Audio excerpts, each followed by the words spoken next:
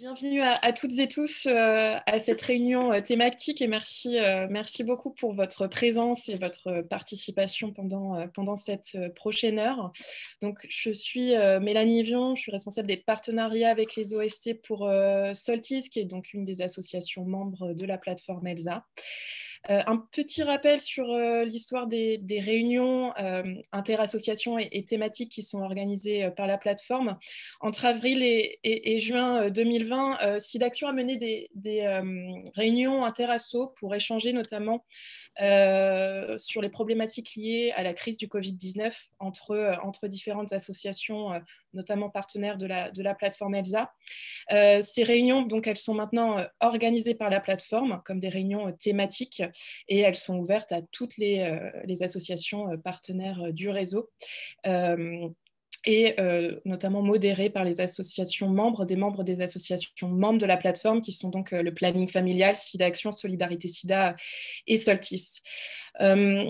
Le contexte sanitaire, comme je l'évoquais rapidement, donc lié au Covid-19, nous a tous et toutes amenés à adapter nos interventions et à utiliser de plus en plus les outils numériques, tant pour atteindre les populations avec lesquelles on travaille tous et toutes, mais aussi pour nous former, pour échanger. Donc, cette réunion d'aujourd'hui, elle va avoir pour thématique de pouvoir aborder comment nos différentes associations ont pu s'adapter à ce contexte en utilisant les outils numériques et en tâchant de les adapter aux besoins et aussi aux usages qu'on peut avoir tous et toutes de ces outils. Peut-être un petit point logistique. Donc, l'échange, il est enregistré et il sera diffusé à l'ensemble des associations membres et partenaires sur demande des personnes qui ne peuvent pas aujourd'hui y participer. Nous vous proposons d'éteindre vos micros, sauf pour les personnes qui seront en train d'intervenir. Chaque intervenante et chaque intervenant parlera pendant 5 minutes et puis l'intervention sera suivie de 5 minutes d'échange pendant lesquelles vous pourrez poser vos questions. Vous pouvez directement poser vos questions dans le chat et on pourra donc les lire et puis avoir les échanges.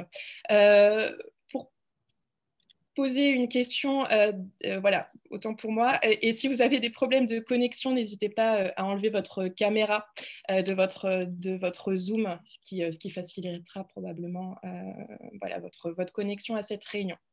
Donc aujourd'hui, nous avons le plaisir d'accueillir Rodrigue Kofi du réseau Grandir Ensemble, qui interviendra sur le sujet de la formation des éducateurs et des éducatrices. Nous avons aussi Bienvenue Mbengue de Moto Action, qui interviendra sur la formation des leaders communautaires en e-learning.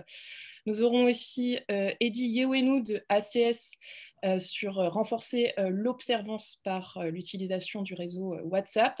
Et puis, nous aurons Philippe Kpessé de Afrique Arc-en-Ciel qui pourra intervenir sur comment conseiller les personnes LGBT via une application mobile. Et donc, sans plus attendre, je passe la parole au premier intervenant, donc Rodrigue Kofi, pour sa présentation sur la formation des éducateurs et des éducatrices par Zoom. Merci beaucoup. Merci beaucoup pour la parole. Donc, je vous partage mon document. Je voudrais encore dire merci aux uns aux autres pour l'invitation de nous associer à cette activité importante pour partager notre expérience. Et donc, je vais essayer en quelques minutes de vous partager donc, notre expérience en ce qui est d'organiser des formations en direction des pères éducateurs via Zoom. Diapo, s'il vous plaît. Merci. Alors, pour résumer, il faut dire que l'idée d'organiser des formations Zoom est née d'un processus lié à la demande additionnelle que Expertise France a permis à ses partenaires de lui soumettre en lien avec la crise Covid. Donc, Expertise France a fait usage donc, de flexibilité pour nous permettre d'avoir des financements supplémentaires réseau SIDAction. Et donc, pendant la phase de collecte de données auprès des pères éducateurs afin de définir les interventions, nous avions vu un certain nombre d'éléments qui ont émergé en termes de préoccupations, en termes de besoins. Et donc, certaines thématiques, notamment 3 grandes thématiques, ont été identifiées à partir des besoins, des observations qui sont remontées du terrain de la part des pères éducateurs et qui sont en lien avec les activités qu'ils conduisent, donc, parce que beaucoup d'entre eux essayaient de poursuivre donc, les interventions indirectement malgré l'arrêt des groupes de parole, malgré la suspension des activités de groupe sur site. Donc, ils essaient de continuer les activités. Donc, les différentes formations s'inscrivent donc dans l'appui aux pères éducateurs afin de poursuivre leurs interventions malgré les mesures prises par les différents pays pour contrecarrer la crise Covid. Et donc, c'est sur cette base-là que les trois thématiques que vous voyez, donc la question du VIH en lien avec la COVID, l'organisation d'activités via les réseaux sociaux et la vérification des partage d'informations ont été identifiées donc à partir des besoins et de la nécessité d'accompagner les pères éducateurs à poursuivre les interventions. Diapo, si vous voulez bien. Alors, comment est-ce que nous avons organisé la formation? Je vais essayer de simplifier et comprendre notre démarche. Nous avons donc deux pôles, comme vous voyez sur la diapo. Nous avons à gauche, donc le pôle avec le logo du réseau et les trois boulettes. Donc, c'est un peu, on va dire, le pôle coordination de la démarche. Donc, il y a eu un travail qui s'est fait avec plusieurs acteurs. Nous avons donc la coordinatrice du projet ADO au niveau de ces actions, avec deux jeunes leaders qui ont été identifiés parmi les jeunes leaders du réseau pour accompagner donc le réseau dans la mise en œuvre de ce projet additionnel et les personnes ressources qui sont contactées. Donc, il y a un travail qui est fait selon les différents éléments, notamment, par exemple, avec la coordinatrice du projet Réjane, en discutant ensemble sur les profils de personnes qui pourraient intervenir sur les thématiques, planifier, co-animer les rencontres. Avec Réjane, donc, travailler maintenant avec les personnes ressources que nous avions identifiées pour nous accorder un peu sur ce que nous avions pensé, prendre en compte aussi leurs attentes, aussi leur vision de l'activité, définir ensemble leur disponibilité et le format qu'ils voudraient retenir pour l'activité. Et avec toutes ces informations, qui sont donc reversées aux jeunes leaders, les deux jeunes leaders qui ont été identifiés pour faire le lien avec les ambassadeurs, enfin, les pères éducateurs qui ont été identifiés. Et ensuite, donc la deuxième partie donc, de la diapo, vous avez les jeunes leaders qui accompagnent donc la coordination dans la gestion de cette activité, qui ont créé un groupe WhatsApp. Donc, ce groupe WhatsApp-là permet donc de conduire la préparation avec les pères éducateurs identifiés. Donc, dans ce groupe WhatsApp qu'ils ont identifié, toutes les informations validées avec notamment les personnes de ressources sont reversées, donc les propositions de format, les propositions de date, les propositions de créneaux horaires. Donc, si je prends un exemple, prenons l'exemple de la formation en lien avec la vérification du partage de l'information qui a été co-animée par Mélanie de la plateforme ELSA et Anthony de SIDAction. Donc, dans le travail en amont qu'ils ont fait avec la coordination, ils ont souhaité qu'il y ait une session d'1h30, mais avec des mini-groupes. Donc, le groupe global de participants a été scindé en trois pour avoir des participations beaucoup plus restreintes. Et donc, on propose donc dans le groupe le format qui est expliqué par les deux jeunes leaders. Et on dit, voilà, les formateurs sont disponibles pour intervenir sur la thématique tel jour et tel jour. Donc, c'était les jeudis, vendredi et samedi. Vous, quelles sont vos disponibilités? Qu'est-ce qui vous convient le mieux? Donc, ensemble, ils nous font les propositions, chacun selon sa région de vie et ses activités. Et nous accordions donc sur ces différents éléments qui sont ensuite reversés aux formateurs pour s'assurer que les attentes en termes de jours et en termes de créneaux horaires des pères éducateurs qui seront concernés coïncident avec leur disponibilité. Et donc, c'est en tenant compte de tous ces différents éléments-là que la planification est faite selon l'organisation qui est retenue dans le format avec les intervenants. Donc, voilà un peu en gros comment nous avons procédé et c'est ainsi que nous avons organisé donc les trois différentes formations.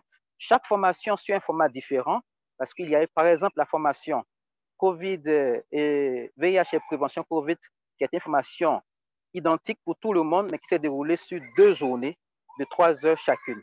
Identique aussi pour la formation sur l'animation d'activités de groupe via les réseaux sociaux. Comment est-ce que cela a été fait également sur 2 journées organisées avec l'intervenant qui était Ariès de Alternative Cameroun. Mais tout sur le même format d'organisation, discuter en amont ensemble, coordinatrice du projet ADO, les deux jeunes leaders et les personnes ressources sur un certain nombre d'éléments et puis valider, échanger. Et la flèche du milieu, ça permet d'exprimer un peu l'information, la rétro-information afin de se coordonner sur les différents pôles pour organiser au mieux l'activité.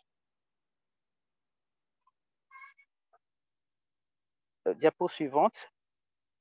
Alors, qu'est-ce qu'on a retenu? Si on doit ressortir 2 points de l'activité en termes de points forts et ensuite en termes de points faibles, Le point fort, peut-être le plus important qui ressort, c'est l'intérêt, le niveau de satisfaction que nous avons ressorti, puisque après chaque formation, nous avions lancé une sorte d'évaluation anonyme euh, avec un certain nombre d'items à renseigner sur l'organisation, sur le contenu, sur notamment les différents aspects, questions abordées, sur ce qu'ils ont retenu, ce qu'ils n'ont pas retenu, ce qu'ils ont compris, les propositions. Et on s'est rendu compte qu'en termes de satisfaction, le minimum pour les 3 formations était 76,4% de niveau de satisfaction chez les adolescents et pédiateurs. Et sur la quarantaine qui avait été identifiée pour participer aux activités, nous avions eu autour de 38 qui ont été très constants sur les 3 formations. Donc, c'est tellement que la manière de travailler, ça, on n'a pas évalué, c'est parce que j'ai mis des points d'interrogation à la fin, c'est tellement la manière d'organiser, de préparer l'activité dès la conception, partie de leurs besoins et la préparation en tenant compte de leur disponibilité, de leurs attentes. Peut-être que ça contribue à améliorer leur intérêt et le niveau de satisfaction, puisque déjà en amont, certaines préoccupations sont reversées déjà aux intervenants, aux formateurs, en termes d'attente et de préoccupation sur la thématique des pères éducateurs. Et pour ce qui est des points faibles, celui que nous avons voulu valoriser ici, c'est notamment la question d'Internet. L'utilisation de Zoom,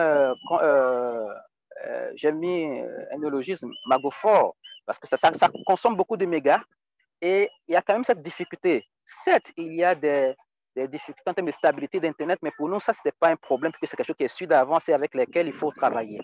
Mais il n'a pas toujours été facile pour certains pères éducateurs, parce que les associations ont fait l'option de demander qu'ils viennent forcément au niveau des sites associatifs pour suivre donc la formation.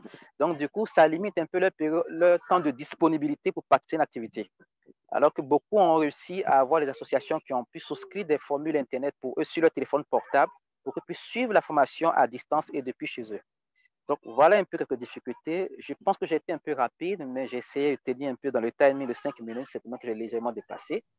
Et voilà, je m'arrêterai là. Et merci pour votre attention. Merci beaucoup, Rodrigue, pour cette présentation. Du coup, on peut ouvrir quelques minutes aux questions. Alors, donc, on a une première question. Peut-on savoir comment s'est fait le suivi et l'évaluation de la formation après la formation? Justement, c'est vrai que vous évoquiez, Rodrigue, qu'il y a eu un feedback. Est-ce que c'est possible d'avoir un peu plus d'informations par rapport à ça? Oui, au niveau de la formation, donc, comme je disais, déjà avant chaque formation et juste après la formation, avec les 2 jeunes leaders qui étaient en lien avec eux, nous avons donc établi un formulaire sur Google Form, donc anonyme. Donc, on n'a ni les noms des participants, on n'a pas leur association, leur âge, juste qu'ils doivent nous préciser juste leur pays, qu'ils soient libres. Et donc, un certain nombre d'items qui sont précisés dans ce formulaire, items concernant la préparation, comment est-ce qu'ils ont apprécié la préparation, le temps d'information, les modalités de sélection du jour, ainsi de suite. Des items qui concernent aussi le contenu de la formation, qu'est-ce qu'ils ont apprécié de la formation sur le niveau de langue des intervenants, sur les contenus, sur les questions, ce qu'ils ont retenu, ce qu'ils n'ont pas retenu, ce qu'ils ont compris, ce qu'ils n'ont pas compris, les difficultés qu'ils ont rencontrées, et puis à la fin, sur des évaluations précises. Voilà. Donc, c'est un peu ça qui a été fait. Donc, c'est une évaluation qui prenait environ entre 7 et 10 minutes par formulaire, qui était adaptée au fur et à mesure. Donc, par exemple, après la première évaluation, la première formation, nous avons ajouté 2 items. Le premier item, savoir où et comment est-ce qu'ils sont connectés. Parce qu'on s'est rendu compte qu'il y avait la difficulté qui était apparue pour la première fois. Donc, le où, c'est savoir est-ce que c'était à l'association, est-ce que c'était avec le téléphone, est-ce que c'était chez eux à la maison ou ailleurs. Et le comment, c'est de savoir est-ce qu'ils sont connectés avec leur téléphone portable, avec un téléphone ou un ordinateur qui appartient à un proche, ou avec un matériel qui appartient à l'association. Et dans le cas, pour ce dernier point, on s'est rendu compte qu'au minimum 65 à 70% selon les 2 dernières formations, ont utilisé du matériel personnel. Donc, leur téléphone, leur ordinateur portable ou celui d'un proche. Et plus de 2 tiers ont participé à l'activité hors du centre associatif. Donc, du coup, ça fait que demander au père éducateur d'être forcément à l'association pour suivre, ce n'est pas mauvais parce que ça permet d'avoir peut-être accès à une meilleure qualité d'Internet, mais ça limite aussi leur capacité en termes d'organisation. Du coup, ça fait beaucoup de contraintes pour fixer quelquefois les disponibilités, alors qu'il faut tenir compte des décalages horaires entre l'Afrique de l'Ouest, ceux de RDC et quelquefois ceux de Djibouti. Ok, merci beaucoup, Rodrigue. Alors peut-être un point de précision par rapport à la question, elle portait notamment sur le suivi des acquis au niveau des pairs éducateurs. Et puis il y avait une deuxième question, si c'est possible pour toi nous donner quelques éléments sur les 2 prochaines minutes, sur les critères de sélection des pairs éducateurs et des éducatrices qui ont été sélectionnés pour la formation. Alors je ne sais pas si la question concernait aussi la sélection des 2 jeunes leaders qui ont justement pu faire ce travail de formation auprès des pairs éducateurs. Voilà, si c'est possible de donner quelques éléments de réponse à la fois sur comment le suivi des acquis peut être réalisé derrière, et puis d'autre part, comment ont été sélectionnés les participants à la formation et aussi les animateurs en 2 minutes, ce serait idéal. Je te remercie. D'accord, merci. Alors déjà, pour les critères, puisque dès le départ, les formations sont en lien avec la mise en œuvre des activités à distance, dans le contexte Covid. Donc, en plus d'être père éducateur, il fallait que, dans l'idée des cas, que les adolescents qui sont proposés par les soignants des associations aient au moins un numéro WhatsApp, puisque c'était un critère pour fonctionner par la suite, utilisent aussi un smartphone ou aient accès à un smartphone. Prenons l'exemple, par exemple, d'un site de Rêve Plus qui est une antenne où le père éducateur actif n'avait pas de smartphone, mais un des soignants s'est proposé de mettre à disposition chaque fois qu'il y avait des rencontres, donc il relayait. Deuxième élément en termes de critères, c'était que ce soit des pères éducateurs qui seront impliqués dans la mise en œuvre des activités qui sont liées à la demande additionnelle, puisque nous avons notamment la conduite de groupes de parole via WhatsApp qui sont prévus. Nous avons notamment le suivi individualisé via les appels, via les échanges WhatsApp. Donc, l'idée, c'est vraiment de former des personnes qui, a priori, auront vocation à contribuer à la mise en œuvre des activités et qui qui déjà continuent des activités à distance avant le projet. Pour ce qui est des 2 jeunes leaders, le choix, c'était plusieurs critères. Le premier critère, c'est que déjà, au niveau du réseau, nous avions entamé depuis 2018 un processus d'identification de jeunes leaders qui vont émerger qu'on va accompagner pour développer un leadership fort. Et donc, il y a un certain nombre d'activités qui ont été réalisées depuis 2018 jusqu'à aujourd'hui. Nous avons donc notamment ICASA, nous avions un certain nombre de choses. Et donc, nous avons pris en compte tous ces différents éléments de participation de retour, essayer d'avoir aussi une répartition entre une fille et un garçon. Et donc, c'est ainsi que l'équipe de gestion de projet a pris ces différents éléments de base sur la réactivité, sur les différentes contributions faites déjà par les uns et les autres, sur la capacité de mobilisation et d'interactivité que ce père peut avoir avec les autres pour pouvoir proposer ces 2 pairs via aussi le responsable. Et puis, le dernier critère, c'est que l'une des parties des pairs éducateurs sélectionnés étaient déjà des jeunes leaders. Donc, dans ce premier lot-là, on a souhaité que les associations maintiennent le circuit. Maintenant, pour ce qui est des derniers points des acquis, déjà le groupe WhatsApp qui a été créé, il a été créé, c'est vrai, pour la préparation des formations, mais c'est vraiment une forme de jonction pour la suite. Parce qu'il y a un certain nombre d'activités qui sont prévues, notamment, un peu comme on le fait aujourd'hui, l'idée d'avoir un cadre où ils pourront aussi partager un peu leurs activités d'ici à d'ici à juin 2021. Donc, un certain nombre de rencontres thématiques, partage. Donc, ce groupe va aussi servir à cela.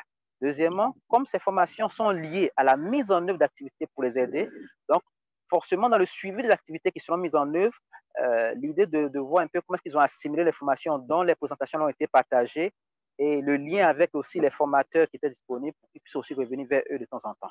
Donc, je pense que c'est peut-être d'ici à la fin de la mise en œuvre de la demande additionnelle que nous aurons une meilleure vue, mais voici un peu le plan qui est prévu pour le suivi de cette activité. Ok, Je merci pense, beaucoup. voilà. Oui, C'est pas merci si beaucoup. oui. Merci beaucoup, Rodrigue, pour ces éléments de précision. Et j'en profite aussi pour faire remonter un commentaire qui se trouve dans le chat aussi sur l'intérêt de ce que vous avez pu réaliser, avec notamment cette articulation entre WhatsApp et Zoom, aussi pour vous adapter voilà, sur l'ensemble du schéma que tu restituais sur la logique, comment vous avez construit les formations, comment vous avez pu identifier les bons créneaux, etc. Et en s'adaptant aussi à ce que peuvent utiliser les pairs éducateurs et éducatrices eux-mêmes, qui sont voilà, qui est le réseau WhatsApp. Merci beaucoup, Rodrigue, pour cette présentation. On va passer à la seconde présentation maintenant de Bienvenue Mbeng de Moto Action. Donc, je te passe la main pour pouvoir projeter ta présentation aussi. Merci beaucoup. Merci. Bonjour à tous. Je suis ravi de faire partie de cette réunion interassociative. Je vais partager mon écran.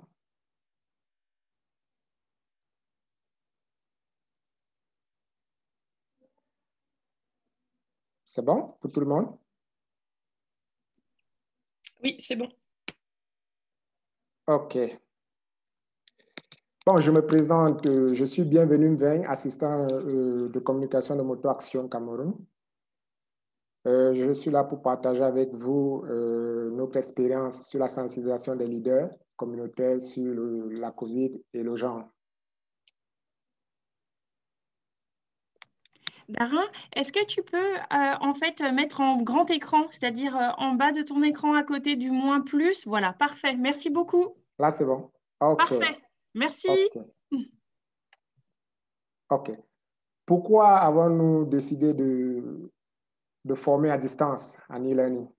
D'abord, pour plusieurs raisons.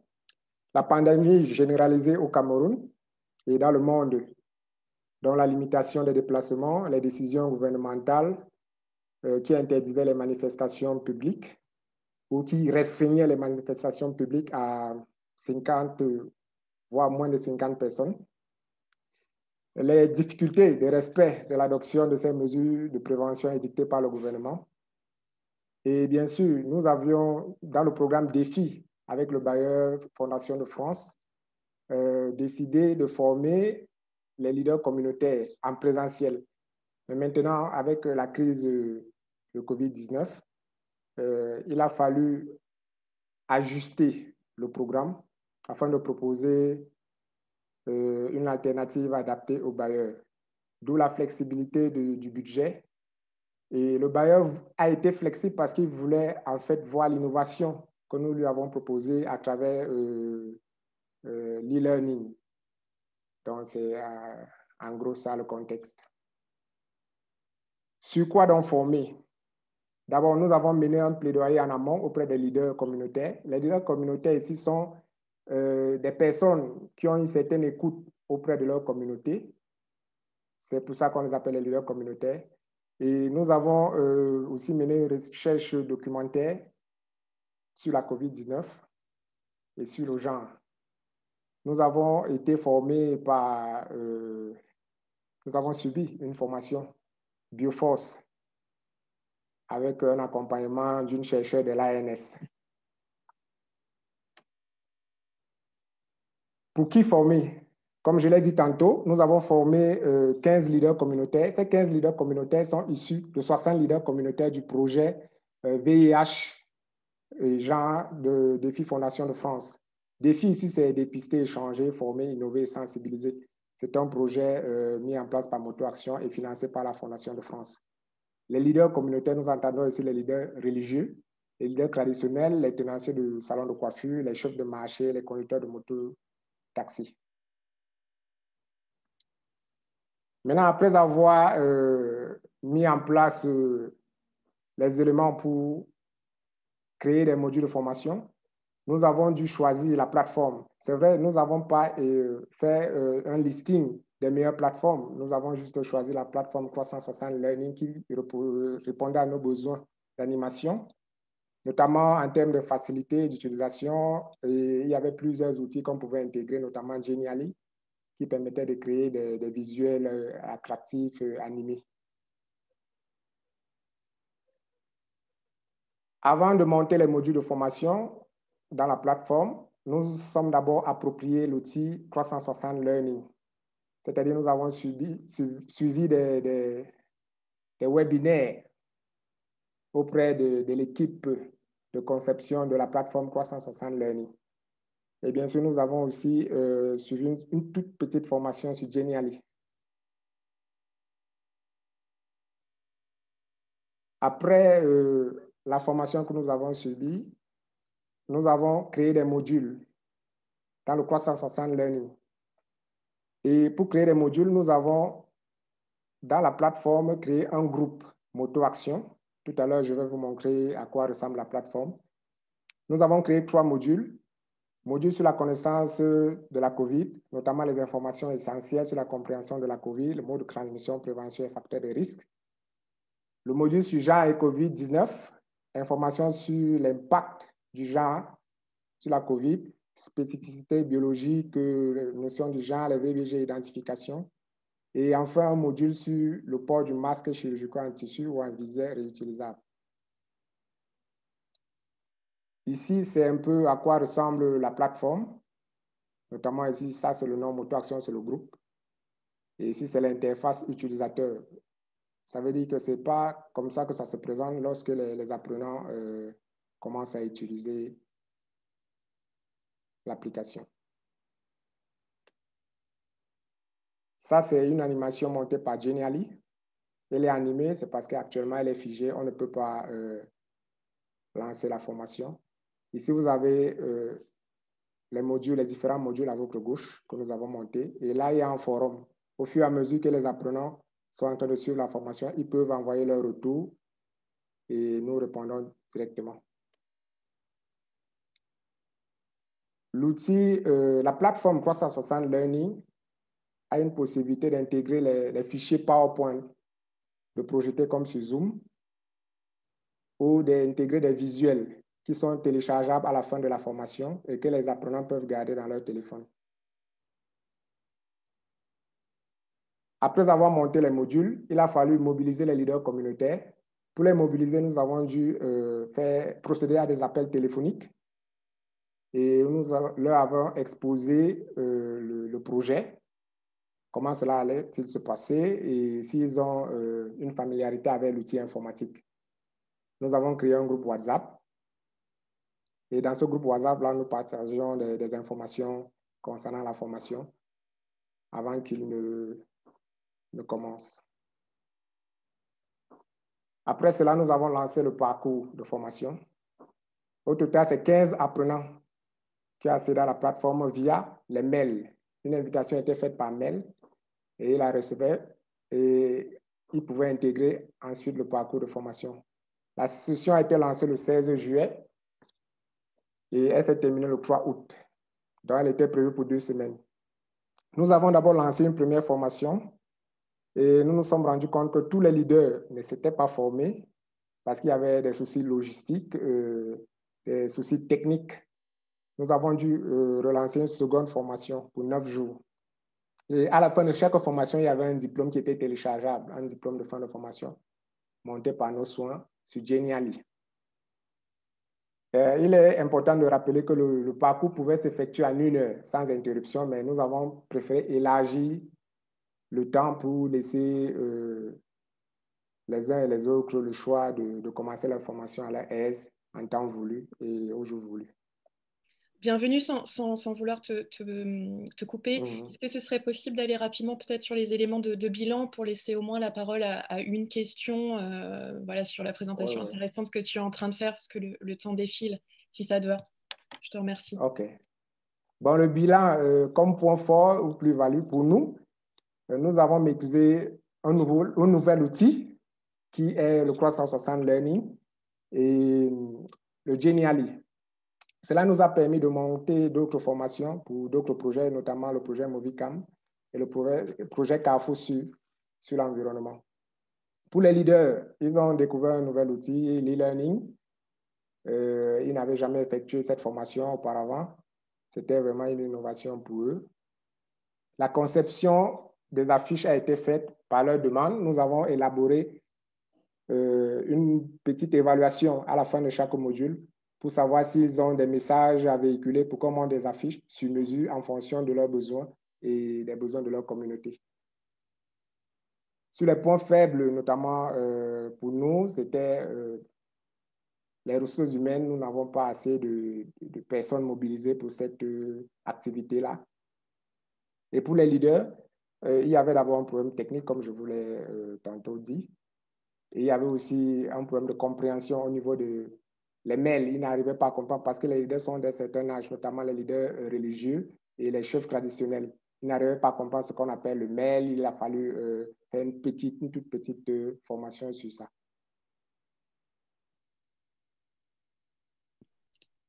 Voilà en gros ramasser notre expérience sur l'e-learning, notamment sur la plateforme 360 Learning, et je vous remercie de votre aimable attention. Merci beaucoup, bienvenue pour cette présentation très illustrante, notamment les copies d'écran un peu de la plateforme. Je trouve que c'était vraiment intéressant aussi pour avoir un peu une idée concrète de ce sur quoi vous avez travaillé. Je ne vois pas de questions dans le chat. Ce que je propose, c'est peut-être de passer au prochain intervenant. Et si des questions vous viennent, n'hésitez pas à les poser directement dans le chat et puis on essaiera d'y revenir en fin de réunion. Merci beaucoup encore, bienvenue. Et puis, je vais passer la parole à Heidi Yewenu de ACS pour le sujet du renforcement de l'observance via WhatsApp. Donc, tu peux aussi partager ton écran. Bonjour à tous. D'accord, merci de nous avoir joints à cette édition et surtout pour partager avec vous les activités que nous avons pu développer avec les adolescents et les HSH, les hommes ayant des rapports sexuels avec les hommes, à ACS, à Sokone du Sida, ceci à Lomé, au Togo. Alors, c'est le renforcement de l'observance par les activités en ligne. D'accord? Diapo. Alors, pourquoi cette activité?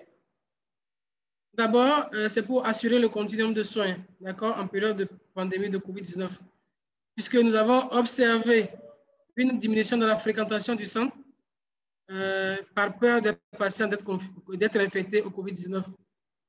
Ils ont souvent dit qu'ils ont peur d'avoir une co-infection, c'est-à-dire le VIH et puis le COVID, surtout le COVID qui est une nouvelle maladie qui est inconnue. Donc, chacun est sur ses gardes. Alors, nous voulons aussi, à travers cette activité, contribuer, n'est-ce pas, à l'amélioration de l'observance thérapeutique des patients que nous suivons à ACS pour quand même atteindre les 2,95, celui de mettre 95% sous traitement et surtout d'avoir des charges virales indétectables pour 95% des patients mis sous traitement. Voilà pourquoi nous avons organisé cette activité. Alors, comment nous avons pu organiser cette activité? Je vous décris de façon succincte comment ça a été fait. Pardon. Nous avons procédé premièrement à l'identification des potentiels bénéficiaires, c'est-à-dire les adolescents et les HSH qui disposent des smartphones ou des téléphones Android. Alors, les pères éducateurs HSH, nous avons formés et les adolescents ont été mis à contribution, n'est-ce pas, pour pouvoir faire facilement cette identification des bénéficiaires. Ensuite, nous avons discuté avec les bénéficiaires sur la réalisation de l'activité, sachant que rien ne se fait avec nos bénéficiaires sans leur avis. Donc, nous avons toujours gardé cette méthodologie. Nous avons créé également des groupes en ligne. Essentiellement, le travail a été fait sur WhatsApp, par WhatsApp, d'accord, via WhatsApp. Et nous avons créé les groupes. Ensuite, nous avons défini des règles très précises pour pouvoir mener à bien notre activité. Et tous les intervenants savent que le groupe est essentiellement à visée éducative. Ce n'est pas n'importe quel groupe où on peut s'amuser ou faire quoi que ce soit. Donc, tout le monde était parti sur cette base. Ensuite, nous avons choisi ensemble les dates et les heures. Et tout le monde s'est convenu sur les week-ends. Pourquoi? C'était les périodes plus favorables à notre cible ou bien à nos cibles. Les adolescents étaient la plupart des étudiants, des apprentis, et les hommes ayant des rapports sexuels avec des hommes aussi. Il y avait la plupart qui étaient des commerçants ou bien ceux qui avaient une profession fixe ou ils n'étaient libres que les samedis et les dimanches. Les samedis, essentiellement pour les activités avec les HSH et les dimanches, les activités avec les adolescents. Et nous avons opéré également des choix sur les thématiques, ou bien les thèmes à développer ensemble. Et ceci, c'est grâce à la première rencontre que nous avons faite avec les deux cibles.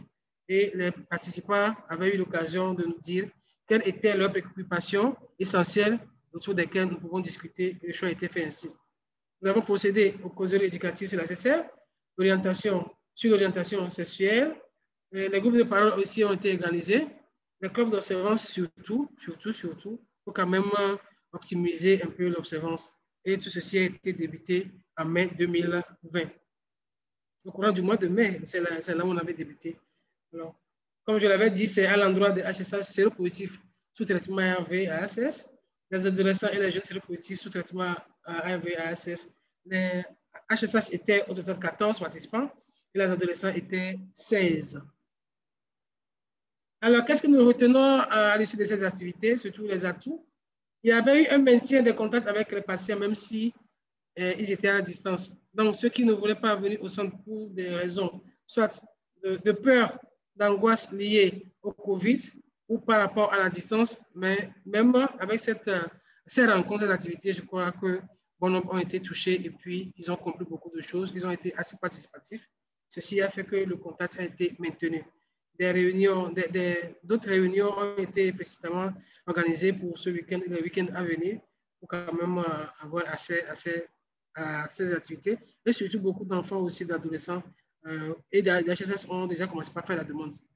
Il y avait une participation assez active des HSH, du fait que ceux-ci, quand on était en présentiel, il n'y avait pas cette possibilité, d'accord, pour la plupart de s'exprimer. Mais je crois qu'avec cette nouvelle stratégie, beaucoup s'expriment et nous disent beaucoup de choses par rapport à leur vécu sur le plan positif de la sérologie et beaucoup par rapport aux problèmes liés, d'accord, à la prise des ARV.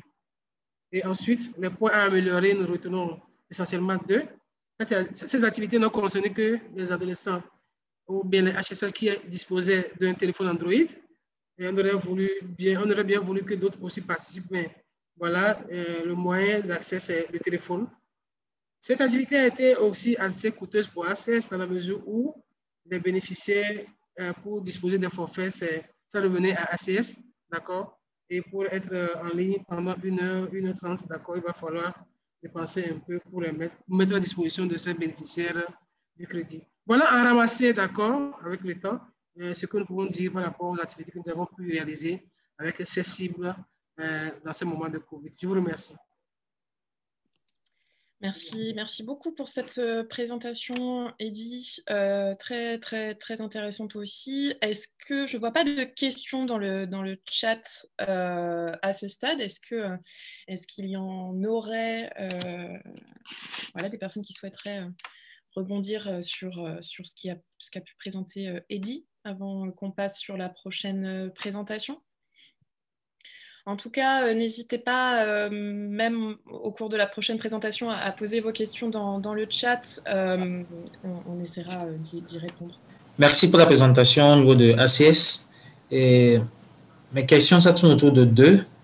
Et au niveau des fils actifs des ACSH au niveau de ACS, c'est combien? Un peu la deuxième question, est-ce que la communauté ACSH, ils n'ont pas émis des besoins pour des kits alimentaires dans cette période de COVID-19? Merci, Philippe. J'en ai fini. Oui. Eddy, on te laisse répondre. Merci, Philippe, pour les questions. Nous avons aujourd'hui 49 HSH dans notre file active, d'accord, à la date d'aujourd'hui, qui sont combien? RV, 49 HSH. 49. 49. OK.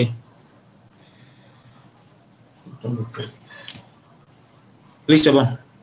Mais la deuxième question concernant les kits, oui, que ce soit les adolescents ou jeunes ou bien les HSH, ils ont toujours exprimé ce besoin, n'est-ce pas, de kits alimentaires, parce que la situation elle est difficile. Pour ceux qui sont commerçants, c'est toujours difficile de donner les deux bouts, puisque avec la maladie, le Covid, bien sûr, les choses ne tournent pas à 100%. Ils ont toujours exprimé ce besoin, d'accord, de disposer des kits alimentaires. Donc, les besoins sont vraiment courants. Mais avec le PFAO, d'accord, nous disposons des kits et que nous leur octroyons lorsque la demande elle est faite. Merci. Merci beaucoup, Eddy, pour ces éléments de réponse. Et bien, du coup, Philippe, je te laisse enchaîner voilà, sur ta présentation. Merci. Merci à Mélanie de m'aider pour la présentation en diapositive.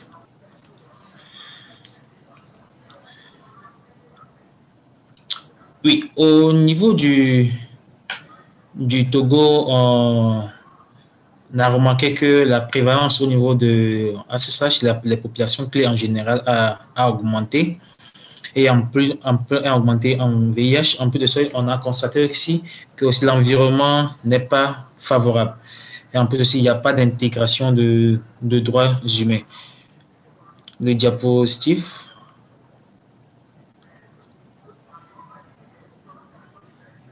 Oui, en plus de ça aussi, on a fait des remarques qu'il y a une faible couverture au niveau des informations sur le VIH avec la communauté LGBT. En plus, on a remarqué qu'il y a des SSH VIP qui sont là, qui sont cachés, qui ne veulent pas aller au centre de santé. Un peu de ça aussi, on a fait le constat qu'il y a des monotonies dans les messages de prévention.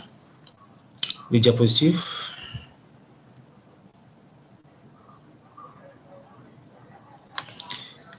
Pourquoi on a créé l'application Amame? C'est une solution numérique sous format application web conçue pour faciliter l'accès à l'information et à l'assistance des minorités sexuelles sur les questions de santé sexuelle, VIH et droits humains. Elle est accessible sur tous les terminaux utilisables Internet via un navigateur. Diapositive.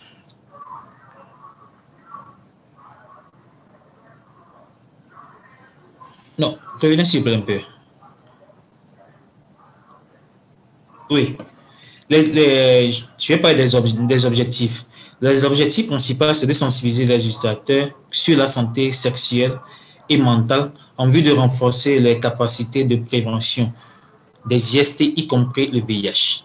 Un deuxième point, c'est de renforcer l'estime de soi et renforcer l'estime de soi et l'épanouissement psychosocial des utilisateurs, détruire les fausses croyances et idées reçues sur la sexualité de même sexe, contribuer à la documentation des violences basées sur le genre, fournir une assistance quasi permanente pour l'accès aux soins et aux services juridiques. Diapositive. Les rubriques et fonctionnalités sur l'application Amame, il y a la rubrique pratique sexuelle, dangers liés au sexe, santé mentale, diversité sexuelle, services offerts, évaluation des risques, la documentation de VBG, libre-échange, et il y a des contrôles de santé, accès aux santé, le bien-être santé mentale et outils de prévention. Et un peu de ça aussi, on a fait la cartographie des centres de santé sur toute l'étendue du territoire. En plus aussi, il y a aussi la présence de l'assistance juridique. Diapositive.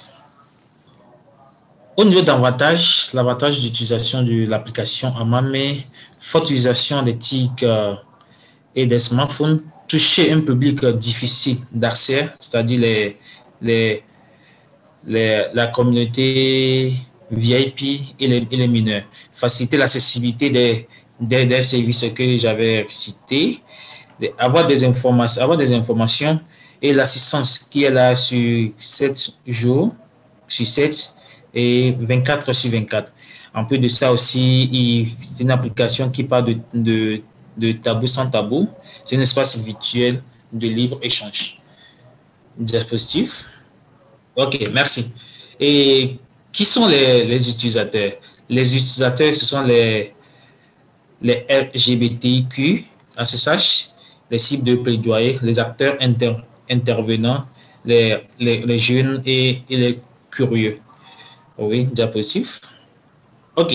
Et les perspectives, c'est une couverture régionale, avoir des possibilités de prise de rendez-vous, les interfaces sur les PVVIH, des modules de formation en ligne et des ressources en ligne. Voici de façon ramassée la présentation de Philippe sur l'application Amame. Merci Mélanie. Merci beaucoup pour cette présentation. Alors on va se donner 2 minutes pour les questions. Alors on a deux questions sur votre fil actif, je pense, les personnes qui fréquentent vos centres. Quel est dans vos centres le nombre de HSH et de FSF sous ARV et de personnes de la communauté LGBTQ qui fréquentent vos centres? Donc plutôt une question voilà, sur vos cibles. Je n'ai pas bien saisi la question. La question, c'est quel est dans votre centre le nombre de HSH et de FSF sous traitement ARV? Et en gros, voilà, quels sont les profils des personnes LGBTQ qui fréquentent vos centres? Merci. Au niveau de la première question, en sommes centre de référence, on ne fait pas la prise en charge des ASH LGBT au niveau de Africa Cancer. On ne fait pas la prise en charge. Les prises en charge des PPVIH. On les refait dans les centres de santé. Par exemple, EVT, ACS, FAM et MC. Ok, très bien. C'était peut-être plutôt sur votre fil actif, sur le nombre de personnes au sein de... Même si vous ne faites pas d'activité médicale à proprement parler. Oui, et par rapport au nombre de personnes qui visitent les centres, non? Tout à fait. Et au niveau de Afrique à Cancer, on a plus de monde qui visitent le centre Afrique à Cancer. Les gens, ils viennent, ils vont. Et en plus, s'il y a des gens qui attendent parler d'Afrique à Cancer dès qu'ils débarquent à Lomé, ils veulent visiter le centre. Le centre. Donc, on n'a pas de chiffres exacts, donc des estimations de taille. Ok, merci beaucoup Philippe. Alors, il y a plusieurs autres questions, mais malheureusement, on va être contraint par le temps. Je crois, Mélanie, dis-moi si je me trompe, mais vous pouvez les retourner sur la plateforme ELSA et on tâchera de pouvoir y répondre en faisant le lien avec les différents intervenants. Et je vais passer la main à Seraoui Brucklandais de SIDAction pour les mots de conclusion. Et j'en profite à nouveau pour remercier les 4 intervenants pour leur présentation. Merci beaucoup à vous, de même qu'aux participants pour vos questions dans le chat.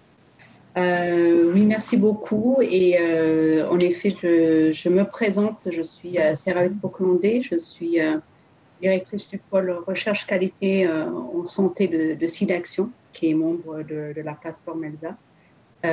Et je suis vraiment ravie de participer à cette journée aux réunions thématiques, parce que les questions de comment on procède, en tout cas on continue nos activités suite à cette crise sanitaire est quelque chose qui nous mobilise tous. Et j'étais très intéressée par toutes les présentations qui sont vraiment riches et complémentaires, parce qu'on a entendu justement comment les associations utilisaient des solutions numériques, que ce soit pour assurer le continuum de soins, comme nous a présenté l'ACS, ou d'informer, sensibiliser et accompagner les pères éducateurs avec le réseau Grandir Ensemble. Et notamment aussi, je ne savais pas que justement les plateformes de e-learning développées avec l'association Moto Action, qui est très intéressant pour sensibiliser sur le Covid. Et aussi ce qu'on vient d'entendre avec l'application Amame qui est sur santé sexuelle et mentale. Donc, du coup, tout ce panoplie d'interventions, en tout cas d'adaptation au contexte, qui semble être un peu une réponse à la crise, mais dans certains cas aussi une stratégie de pouvoir atteindre les bénéficiaires et la population cible, est très intéressante et je pense à pérenniser, parce qu'en effet, on a réagi à certaines situations, mais peut-être qu'il faut considérer à pouvoir faire des demandes de financement sur justement cette manière de pouvoir accéder au réseau ou de pérenniser justement la connexion Internet qui peut être un peu compliquée dans certains contextes. Et nous, au niveau de la plateforme ELSA, on s'est penché aussi sur cette question, comment adapter nos actions dans ce contexte.